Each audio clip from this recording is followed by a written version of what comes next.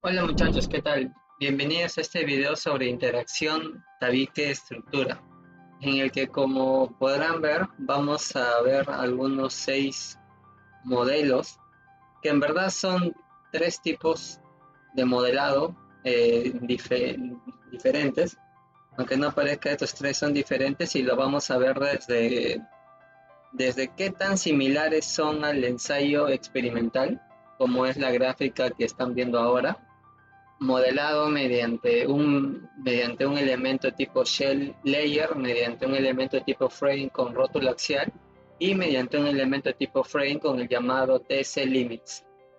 Y vamos a compararlo respecto al ensayo de Science, que es el que vemos aquí.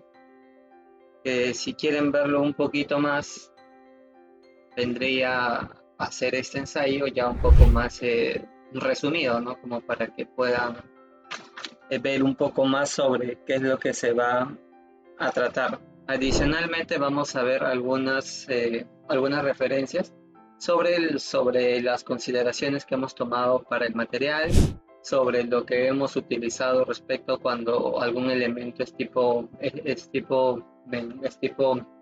membrana, tipo play, tipo shell. Vamos a ver cuál es el funcionamiento cuál es el comportamiento físico de estos elementos que funcionan como interacción tabique-estructura. Vamos aquí también a revisar un poco sobre qué es lo que nos comentan sobre esto, interacción tabique-estructura o llamado muros de relleno, que en inglés serían infill walls. Aquí también nos hacen mención sobre las dos formas de modelar, que es mediante elementos tipo frame o muchas veces mediante elementos finitos o lo que hemos utilizado los elementos tipo shell. Este de acá vendría a ser el ensayo. Acá nos hablan mejor sobre la plasticidad tipo layer, que es uno de los 3 tipos de los modelos. Y para realizar el edificio de 2 niveles, para calcular la curva de capacidad, el punto de desempeño, para realizar el cálculo en general, pues se ha utilizado el AC4117.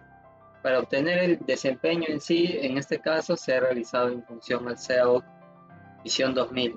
Se ha realizado unas comparativas para ver respecto del ensayo, qué tan cerca estamos, respecto del edificio de 2 niveles, qué tanto cambia, ¿no? Al llevarlo a una edificación, qué tanto cambia la curva de capacidad y qué tanto cambia la respuesta, el punto, o sea, la respuesta frente al sismo y qué tanto cambia el desempeño al CAO. Ahora, estos proyectos en verdad se han partido el interés ha partido de proyectos reales. Acá lo que nos faltó poner es un poco acorde a la norma peruana, la norma E070, de que por ahí he sacado algunas cositas también, pero bueno, sí, siguiendo el caso, cuando eran antiguos estos estadios, ahí había también interacción tabique-estructura, normalmente desde los 70, un poco para atrás por ahí, no se aislaban estos tabiques y era bastante usual, ¿no? Así como también en los colegios 780 pre también suele haber esta interacción tabique-estructura, pues porque acá no hay ningún gap, no hay ninguna separación entre el tabique del pórtico, ¿no? Así que en estos dos casos, digamos que vendrían a ser casos reales, ¿no?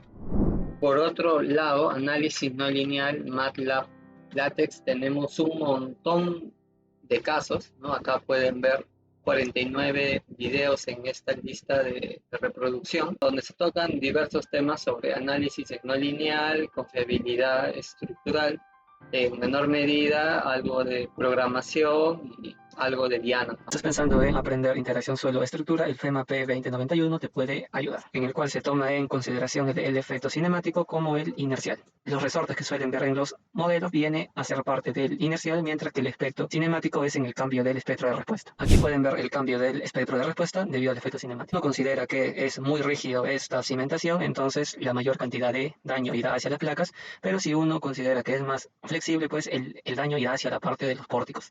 Entonces, no necesariamente es más conservador en el caso de que sea muy rígido la cimentación. Aquí podemos ver cómo han ido evolucionando estos resortes para su modelamiento. En el apéndice también se muestra un caso ejemplo de una edificación de 2 pisos, el cual hace referencia a este ejemplo que vemos aquí. No olviden visitar nuestra página web, donde tenemos diversos contenidos de análisis en la lineal, calibración, curvas de fragilidad, programación y otros. También pueden visitarnos en Facebook, donde tenemos contenido gratuito en multimedia, y por último también en YouTube. Recordando un poco días atrás, recuerdo que la primera vez que empecé a analizar sobre lo que sería esta interacción David-estructura fue cuando aún no sabía mucho de análisis en no lineal. Y recuerdo que incluso hice un video de interacción David-estructura. En ese entonces estaba trabajando para el laboratorio y evaluábamos colegios. Y en una de esas hay trabajo que es parte de campo y se detectó de que había un muro que estaba en esta interacción David-estructura, ¿no?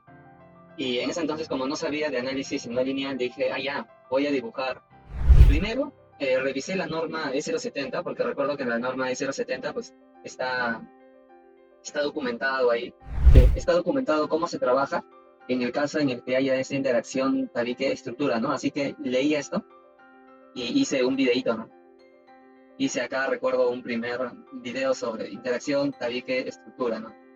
Análisis y diseño. Recuerdo que esto fue, pues, uno de los primeros videos que realicé, ¿no? A ver, vamos a... No estoy con esta cuenta, figura acá, ingresar con mi cuenta normal para que no figure nada. Entonces, aquí recuerdo esto, ¿no? De que empecé primero a analizar eso, ¿no? De cómo se va hacia la derecha, esta parte ingresa con presión, esta parte no. Recuerdo que esta fue la primera vez que yo lo vi, ¿no? Y lo que recuerdo bastante era que yo quería que mi modelo en lineal, ¿no? Esto era un Excel que resumía esto mismo que se ve acá, ¿no? Y esto recuerdo que era justo, ¿no? Que en el segundo piso había este muro que hacía interacción David-estructura, ¿no? Era un colegio acá, como les muestro. Entonces, lo que yo recuerdo era que yo quería que este puntal, o sea, llegue al valor máximo a compresión que puede soportar y que luego se quede recto, ¿no? Que no siga aumentando, digamos, de valor. Porque, ¿qué es lo que pasa? Tú tienes un puntal, ¿no? Y en un modelo en lineal, si es modal espectral, se va a mover hacia ambos lados y tu tabique va a estar a compresión y va a estar a tracción, ¿no? Y si lo dibujas ambos, uno va a estar a compresión y la dirección perpendicular va a estar a tracción, ¿no? Entonces, lo que hice en ese caso, recuerdo, como todo era regular en esa dirección, bueno, o más o menos regular, lo que hice fue hacerlo mediante el método de fuerzas estáticas y revisar cuánto salía la fuerza en el puntal, ¿no? Y si se sobrepasaba su capacidad máxima, en teoría ya fue, ¿no? Y si no, estaría bien. Algo más o menos así, ¿no? Pero ¿qué es lo que pasaría si yo quisiera que al llegar a su valor máximo, pues no siga aumentando el valor y se quede ahí estático, ¿no? Si eso se puede en un modelo lineal, ¿no? Dije, bueno, supongo que no sabía, ¿no? Pero, o sea, ahora eso es parte de una de las tres formas en las que se va a modelar, ¿no? Porque eso es el límite, o sea, cuando uno le da un límite a compresión. Pero cuando uno le da un límite, eso ya no es elástico, pues se vuelve plástico, se vuelve un comportamiento no lineal. Así que desde un análisis en lineal, yo no puedo, colocar ese límite, ¿no? O sea, eso ahí me veo bastante restringido, ¿no? Y para el análisis modal, menos todavía, pues no tengo que suponer otras cosas si es que quisiera hacer este tipo yo de análisis. Y recuerdo que eso fue la primera vez que vi, ¿no? Fue, como se hace mención acá, fue hace 2 años, ¿no?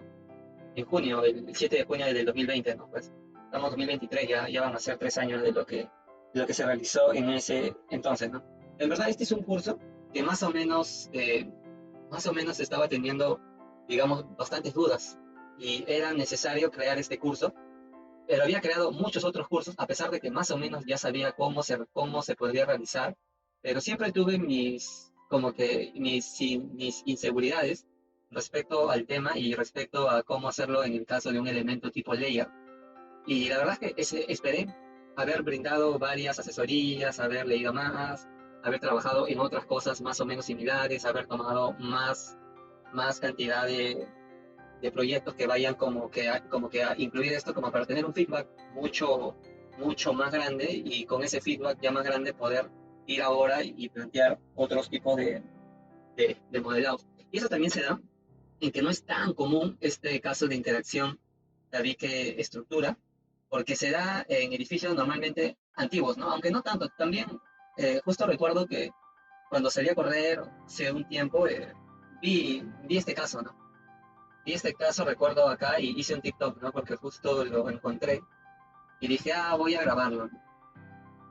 Y lo grabé, este justo, ¿no? Este de aquí, como pueden ver, no hay pues acá ninguna junta, ¿no? Entre Tabique y nada, ¿no? Y este es un colegio nuevo, o sea, hoy, fines del 2022 se estaba construyéndose, de lo más tranquilo, ¿no? Y eso que era una reconstrucción, o sea, el colegio ya existía, sin embargo, quisieron, digamos, hacerlo mucho más grande y tumbaron el colegio anterior y construyeron un colegio gigante, supongo, con una gran inversión.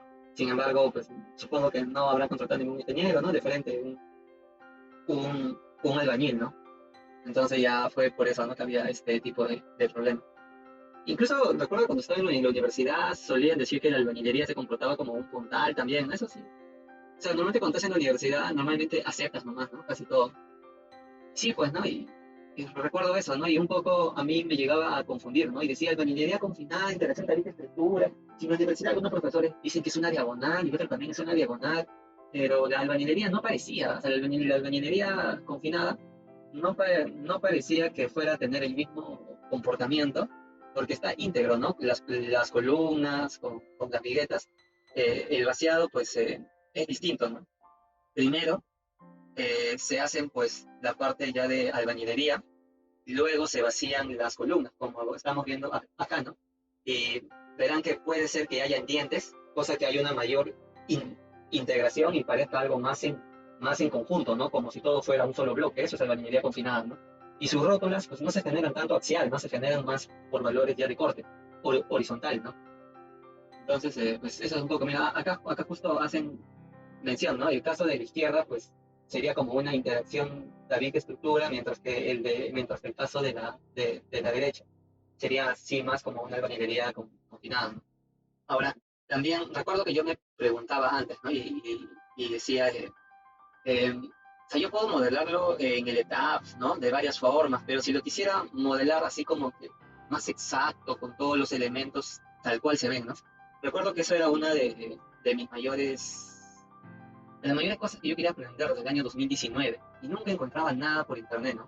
Hasta que estuve un tiempo ahí con el ingeniero Galvez, empezó a enseñarnos un poco sobre Diana y ya luego yo empecé a seguir investigando más y luego ya, ¿verdad? Desde noviembre más o menos creé el curso en Diana sobre albañilería confinada, analicé varios muros de albañilería confinada, muretes, vigas y pilas, perdón, como para crear un curso así desde Diana y tener todos los ensayos y analizar todos los parámetros. Y bueno, vamos a iniciar analizando cuál es el fenómeno físico en sí.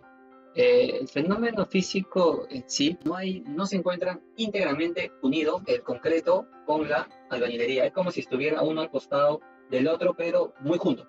Entonces está tan junto que cuando viene un sismo y se va a inclinar, digamos, por la fuerza lateral que puede venir hacia la derecha, esta parte va a empezar a comprimirse, ¿no? Pues va a generar fuerzas de compresión, mientras que esta parte va a ingresar a tracción y no va a tener un contacto com completo, ¿no? Vamos a poner acá, miren, por ejemplo, el field wall como para observar esto, ¿no? Justamente en esta imagen se muestra bien, ¿no? Acá hay una parte que está a compresión, donde sí se ve de que se generan fuerzas por, porque el pórtico pues va a intentar presionar el muro, ¿no? En cambio, en el otro lado, pues tenemos de que solamente se va a irse más hacia la derecha y como que va a dejarlo suelto el muro y el muro no es que vaya a jalarlo a tracción al pórtico, porque es como cualquier cosa que está a tu costado, ¿no? Si esta cosa se va a alejar, pues esto se queda fijo, ¿no? No tiene por qué moverse.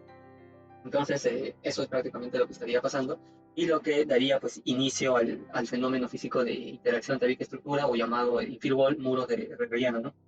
Eh, Ahora, esto de aquí no solamente, esto que yo les explico y que pueden ver acá, no solamente está en esta imagen y en este texto, sino también está en este otro texto, en este otro documento de la Universidad de Illinois, donde también hacen referencia a lo que yo les comento, ¿no? Ahora, ¿no? Ahí está escrito, por si alguien quiere alguna referencia más. Ahora, para hacer todo esto, pues primero vamos de cierta forma a ver qué tan cercano estaría el ensayo experimental, eh, que es el que vamos a ver ahora respecto de nuestras tres formas de modelado, ¿no?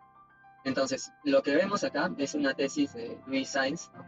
Que tuvo como asesor al ingeniero Kuhn, y acá se hicieron dos ensayos, ¿no? Uno que es en el plano y uno que este es en el plano, y este que era perpendicular a su plano. El que vamos a observar ahora es el que está en el plano. Lo bueno es que está bien documentado, y lo que nos brindan pues son todas las dimensiones, son la cantidad cero de refuerzo que tenían los elementos estructurales, nos comentan cuál es el F'C, cuál era la unidad de albañilería. Se realizaron ensayos tanto a carga axial como ensayos por corte, y todo esto se encuentra bien documentado en esta tesis, ¿no? Acá también hay unos datos anteriores y también ahí se lo van a mostrar, ¿no? También hay un cálculo del módulo de elasticidad que se realiza, ¿no? Y bueno, esto es para, igual, ¿no? Se muestra cómo fue la construcción del muro, cuáles son los LVDTs que se tomaron en consideración para medir las deformaciones o desplazamientos. Eh, y se muestran cómo se fue generando los daños mientras fue avanzando el desplazamiento, tanto en su plano como perpendicular a su plano, que se hizo mediante bolsas, ¿no? Aquí se observa la curva de capacidad, que es lo que vamos a intentar alcanzar los modelos más cercanos a la curva de capacidad con nuestros tres tipos de modelado, ¿no? Tipo layer, tipo rótulo axial y tipo TC limits. Esta curva es esta que vemos aquí, de color amarillo. Ese es del ensayo. Esto que vemos acá está acá igualito. Así que eso es lo que básicamente vamos a intentar modelar acorde a las propiedades, dimensiones y todo lo que nos muestran en esta tesis.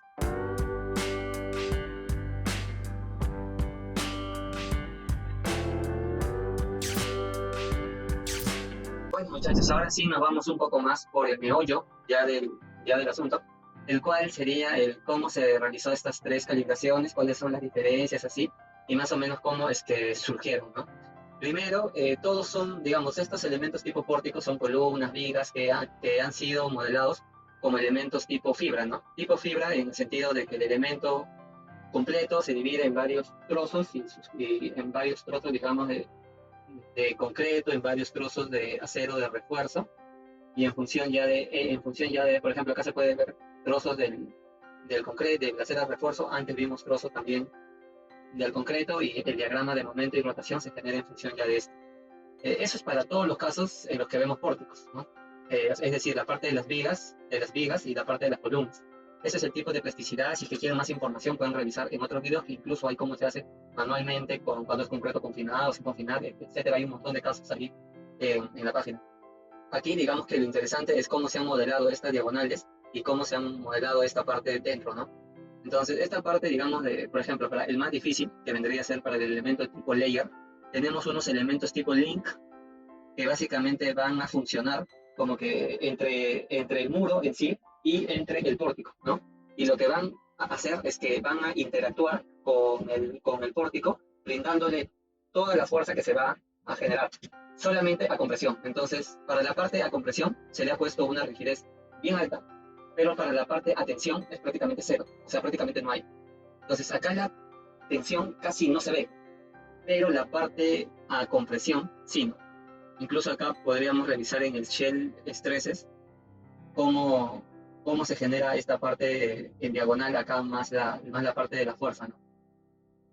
Digamos, esa es un poco la forma en la que estaría, es un poco la forma en la que estaría trabajando este elemento tipo layer. Ahora, es un elemento tipo layer, pero ¿cómo ha sido creado? Bueno, acá verán que dice tipo layer, y es un elemento que está realizado como si fuera tipo membrana. El membrana vendría a ser más o menos este, el cual solamente tiene rigidez en su plano. Entonces, acorde al mismo CSI que ha creado el ETAF, hace referencia al infill wall, ¿no? Como elementos que, si son cuadrados, pueden trabajar en la dirección 1, tanto a 45 grados como a menos 45 grados, y que estas diagonales trabajen en no lineal, ¿no? Entonces, de forma similar a lo que se ve ahí, es lo que se ha venido trabajando aquí, y con lo que se ha obtenido pues esta curva que vemos acá de color azul, ¿no? Por otro lado, tenemos acá también otro tipo este sí es el elemento tipo rótula, acá en sections, frame, rótula axial. Acá lo que se ha generado es esta rótula, pero esta rótula axial acá se podría ver, me parece, sí, es este de acá. Lo que se ha generado es en función de la norma E070, sus propiedades al calibrarlo con el ensayo experimental, ¿no? Y lo que básicamente se va a calibrar y lo que la rótula significa es que lo que te da la rótula solamente es la parte plástica. La parte elástica lo va a tomar en función de su módulo de elasticidad y en función de sus dimensiones. Y la parte plástica lo va a tomar en función de esta rótula. Entonces no es un proceso inmediato, es un proceso iterativo para que en función de sus resultados, o sea, lo que yo coloco es lo que está en color blanco y lo que está en color gris es lo que se genera automáticamente, ¿no? Acá, acorde a la norma peruana, más o menos te dan el ancho, que más o menos se puede tomar como valor como valor de la diagonal entre 4, cuál es la resistencia en función de la tracción en diagonal, ¿no? El módulo de elasticidad, para este caso, en función de los ensayos que se realizaron en la propia calibración. Y eso, en función ya de todos estos, es que se ha creado esta rótula. Como les comenté, no es un proceso inmediato, ¿no? Sino que uno tiene que ir probando en función de valores fijos, con la finalidad de que luego pueda asemejarse lo más posible al ensayo experimental, y lo que vemos es que efectivamente se ha asimilado, ¿no? Se ha asemejado. Por ejemplo, el ensayo y el de rótula axial son los que están más cerca, prácticamente son idénticos. Ahora, ¿cuál es la diferencia con el TC Limit si es que también es un elemento tipo frame? Aquí, básicamente, la única diferencia está en que este elemento no tiene ninguna rótula, sino acá tiene un límite. Ojo, eso está en kilonewton. Entonces, uno le va a colocar un límite a tensión y un límite a compresión. En ambos casos de elementos tipo frame, el M33 está rotulado para que no se genere momento fluctuante y por tanto tampoco corte. Entonces, podemos ir aquí y eh, esa opción de TC Limits es esta que vemos acá, Tension Compression Limits. Acá uno coloca sus límites y ya se los brinda, ¿no? al elemento tipo frame. Finalmente hemos obtenido estos tres tipos de las curvas, donde, digamos, cada una tiene su función, pero el que sería mejor, a mi parecer, pues sería el de rótula axial, ¿no? El de tipo TC Limits es el que más va a converger, o sea, el que siempre va a siempre va a poder resolverse, y el tipo layer sale inferior, ¿no? A lo que más o menos debería de salir. Sin embargo, sin embargo, tampoco no se encuentra tan lejos, digamos, que en general ya de la respuesta global, ¿no? O sea, está por ahí, ¿no? Es el menos recomendado. A mi parecer está un poco más entre el de rótula axial y entre el TC Limits. Ya vamos a ver qué tan bueno o malo o cuándo se debe utilizar uno u otro cuando analicemos el edificio de dos niveles. Ahora vamos a empezar a revisar las edificaciones de dos niveles. Eh, lo que se hizo fue que con el inicial, ¿no? Se le realizó un réplica y se le puso una losa, que es la que podemos visualizar aquí, ¿no? Tipo membrana, para que no tome rigidez perpendicular a su plano. Aquí también se les colocó, digamos, las vigas restantes y se realizó un análisis no lineal estático acorde a los lineamientos del ACE 4117, ¿no? En específico a lo del capítulo 7, ¿no? Que básicamente se comenta de que las fuerzas que se van a aplicar son las fuerzas igual a las fuerzas laterales del modo fundamental, de la carga inicial que se plantea, bueno, es la masa sísmica, en este caso solamente tiene carga muerta, pero solamente dice muerta. Aquí se le coloca el desplazamiento, este es el label del punto de un elemento estructural más cercano al centro de masa en el último nivel, que va a ser captada en la dirección U1, últimos niveles Story 2. Se le ha puesto que la curva de capacidad se genera en 150 puntos, estos 15 milímetros, y acá el tipo número 3 con un 1% de error para la solución. Con ello se obtiene esta curva de capacidad, ¿no? De forma similar con el modelo que tiene rótulas axiales. A ver, seguramente vamos a poder verlo aquí para visualizar las rótulas. Aquí, Property and Releases, Non-Linear Hinges. Y se puede ver todas las rótulas. De forma similar también se ha obtenido acá la curva de capacidad, ¿no? Y igual para los elementos que son de TC Limits, ¿no? Que vendría a ser este de acá, TC Limits, porque ya saben, damos clic derecho acá, se puede ver, tiene un release, el anterior también tiene un release, se puede ver la capacidad máxima a compresión que puede soportar, y podemos visualizar las comparativas respecto a las curvas de capacidad también. Aquí se ve una diferencia en el espesamiento final, en especial en el de tipo layer, porque no logra más convergencia que esa pequeña disminución. Para el elemento tipo de rótula axial sí se puede visualizar la falla completamente, porque se puede ver, digamos, que la rótula como ha completado toda su capacidad. Respecto al elemento del TC limit, se toma una utilidad igual a 2, similar a la del ensayo, donde termina acá aprox en 12,5, donde inicia la parte en la que empieza, en la que la diagonal se vuelve plástica, se duplica, así que se llevó hasta 25, lo cual de cierta forma muestra que sí hay una diferencia, ¿no? Que, digamos, el de tipo rótula axial sería el más real, ¿no? Entonces, digamos, finalmente el tipo layer pues, es un poco más complicado de realizar. Uno podría tal vez pensar que como tiene más puntos en las que se puede agarrar, ¿no? En las que está asociado, en los que hay una mayor interacción con el elemento tipo frame, la respuesta podría ser mejor, ¿no? Y de cierta forma supongo que sí brinda un poco más, ¿no? Un poco más de realidad, sin embargo no se asocia tan bien, ¿no? Y tampoco tiene tanta compatibilidad como para que en un modelo simple de 2 pisos logre también mostrarme toda la parte en la que hay una pérdida ya de rigidez, ya hay un colapso final. Eso no me lo logra mostrar, por lo que sería uno de los modelos que no me gustarían tanto.